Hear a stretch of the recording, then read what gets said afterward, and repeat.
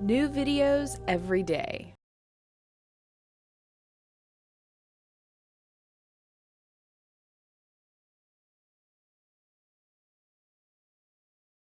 All right, I'm John Breeding.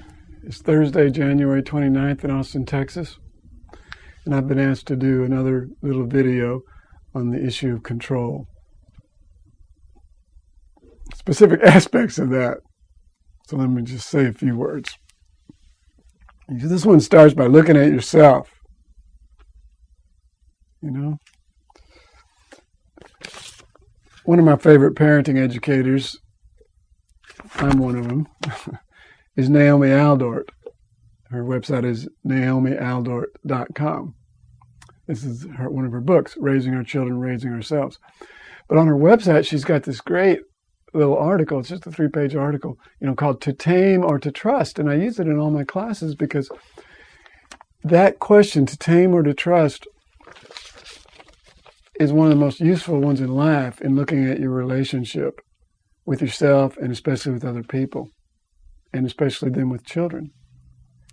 Do you trust in the nature of children and the natural trajectory of development so that you just support it and embrace it and love it, or do you have to tame it and civilize it, and beat the devil out of them, or make them learn responsibility, or make them learn in school, or tame that aggressive, willful spirit, right?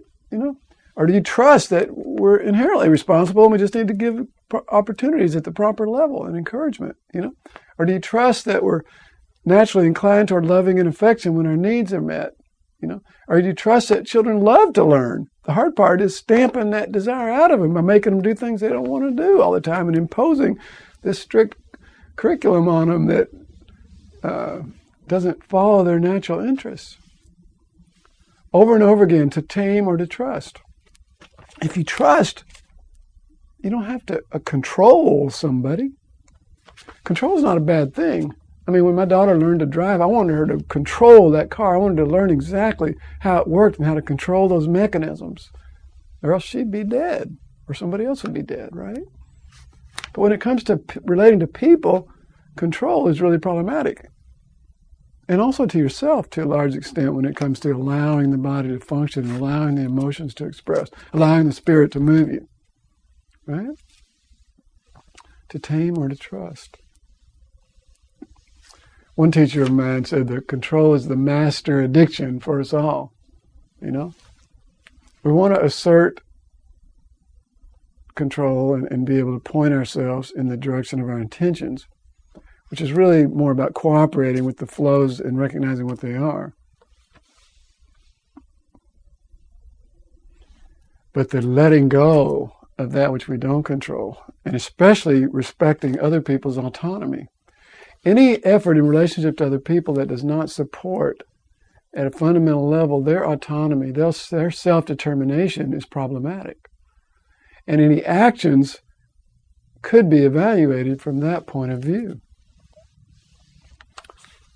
And so, always back to my chosen profession, the so-called mental health profession. One of the first articles I wrote many years ago was called Mental Health System Oppression as a Stop Sign. Mental health system oppression is the enforcer, as a stop sign against liberation from oppression.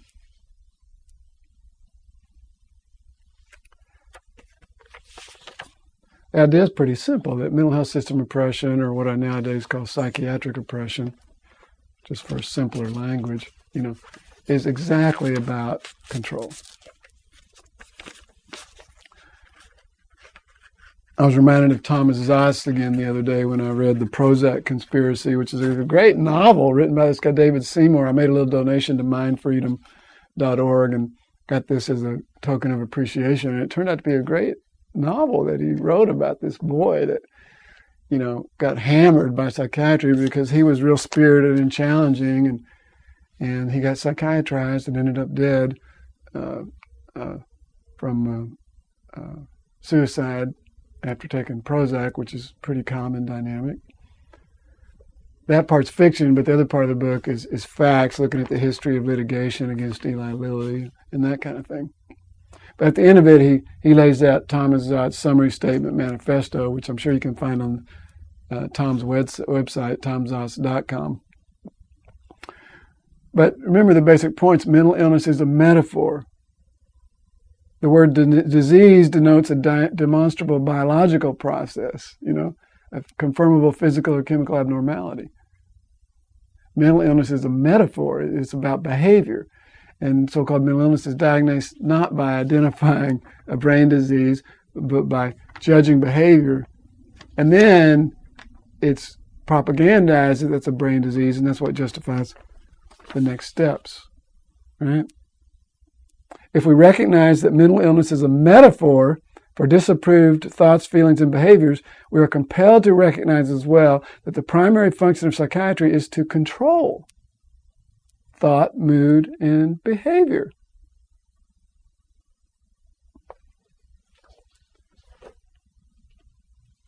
A mechanism of social control of disapproved thoughts, feelings, and behavior. Actions which a family member or a school or a community judges as unacceptable are called expressions of mental illness.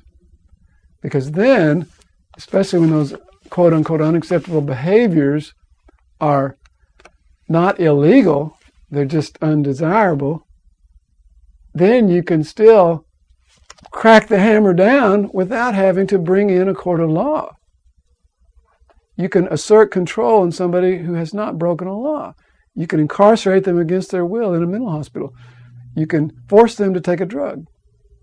You can take a child, and if you get the parents to buy it, you can send them to a psychiatrist who will put a control on them, called a drug, under the rhetoric, the claim to virtue that it's treating their illness. The reality, it's to put a control on behavior that's considered unacceptable or inappropriate or unfortunate or something like that. It's pretty simple, really. It can be mind control, unacceptable thoughts, emotional control, unacceptable emotions. You cry too much, you're too angry.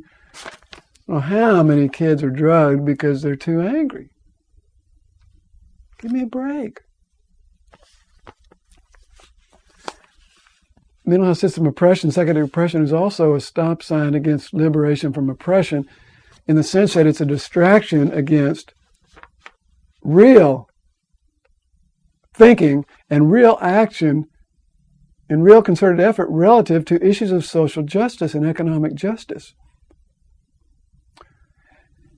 An outspoken kid who's challenging the school system because it's unfair, unjust, inappropriate, or a teacher who is such and such is mentally ill, and you don't have to look at that system. A system that's spewing out all kinds of people with problems. It's just that they, unfortunately, are mentally ill with brain diseases. We don't have to look at what's wrong with that system and that structure. The best solution for most so-called mental illness is good jobs and housing. Those are social justice, economic issues. They're a heck of a lot harder to handle than just deciding that someone is just poor, suffering from a mental illness. And there's certain forces that gain enormous profit from making those particular judgments. They make profits from the immediate profit points, called those kids or those adults or whoever that are taking the drugs. And they also make profit by continuing to control the government in this so-called fascistic, meaning blending of corporate and government entities, which is the reality of the United States right now. And that doesn't get challenged. It's very, very, very simple, but very fundamental. That's psychiatry. It's coercive at its root. You can take something that's outside the law, yet empowered, but it's not really outside the law, it's empowered by law. It's outside the criminal justice system, but it's only got its own law system and its own mental health courts and its own mental health deputies and its own systems that are empowered to take away people's rights.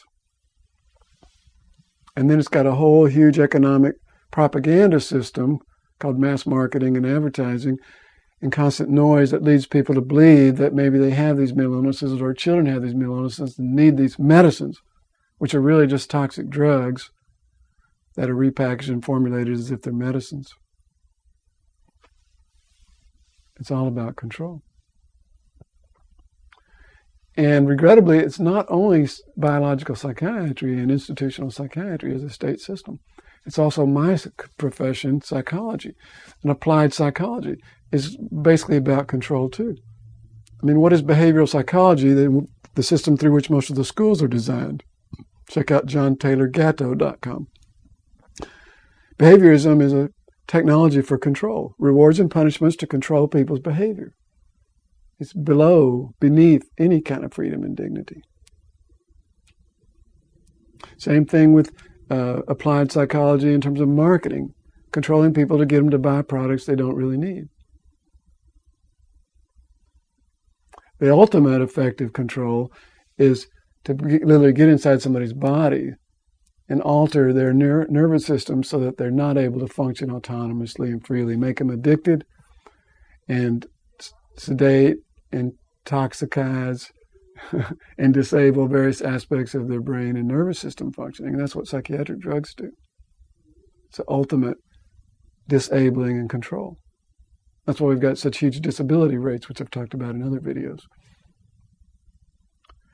The solution is simply to resist control and to have a very, very healthy and strong distrust of any action that is geared towards undermining other people's self-determination and autonomy, even if that self-determination and autonomy doesn't look the way that you think it should.